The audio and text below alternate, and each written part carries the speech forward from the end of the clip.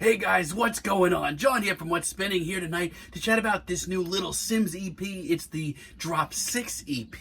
Little Simz is a UK-based MC who has intrigued me for years. When it comes to her 2015 debut, A Curious Tale of Trials and Persons, honestly, this album wasn't nearly as perfect as I hoped it would be, but God, it had so much potential. Tracks like Gratitude and Wings and my personal favorite, Dead Body, just showed so much technical prowess. They were absolute gems of modern alternative rap, not to mention Little Simz just seemed so ahead of the curve and likable. However, my dreams were almost crushed completely with her 2016 album Stillness in Wonderland. This album was very ambitious and I liked the psychedelic vibes at parts, that was cool, but it was also ridiculously unfocused and very sloppy. And it's a shame because let me tell you, when Little Simz is on, she really was one of the most interesting figures in alternative rap at the moment. However, thankfully, 2019 happened and Little Simz gave us Gray Area. This to me was the true arrival of her talent, just a really classy, jazzy, left field hip hop album. Not to mention her technical ability and wordplay seemed at an all-time high. So here we are amongst the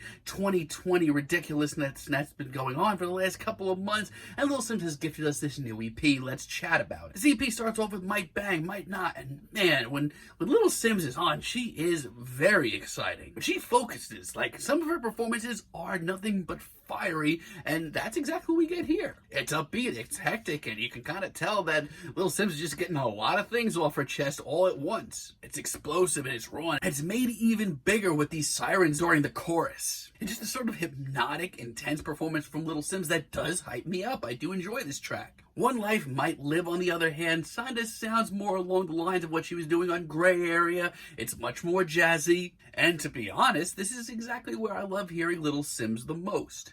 She's just so calculating here and just comes off so freaking dangerous to the alternative rap scene at this point.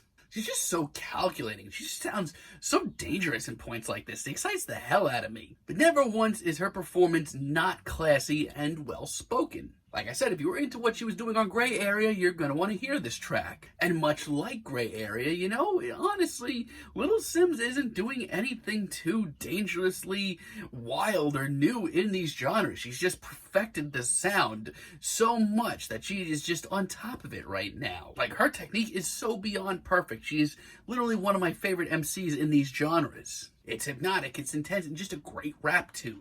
I don't know, but did we really need this EP overall? I mean, with tracks like Damn Right, honestly, I don't think we did. This track is just kind of very middle of the road, very alright. I actually do like the sample here quite a bit, but everything else about this track is really uninspired. I mean, I've never really been that keen on some of Lil Simz' more subdued, low-key verses, and that's 1000% what this is. Honestly, she sounds really bored here. It's moments like this where I wish this EP stayed on the shelf. And I have a lot of the same feelings on You Should Call Mum. Little Simz' technique is wild. But once again, I just don't feel like there's anything urgent about this. There are moments of intrigue and introspective lyrics. Her technique is flawless. But the fire that she showed us on Gray Area just seems to have fizzled out already. I do like Where's My Lighter as a finale. As far as a stripped down and sort of somber tune goes, this is 1,000 times better. And Alewa's backing vocals here actually add a lot of mystery to this track, which is pretty cool as well. Beat here is much darker, and for a few short minutes, I feel like Little Simz has actually found a little bit more energy. Yes, it's low-key, but it's also kind of twisted and ominous, and it's kind of new sounding and fresh. I wouldn't mind hearing more of this.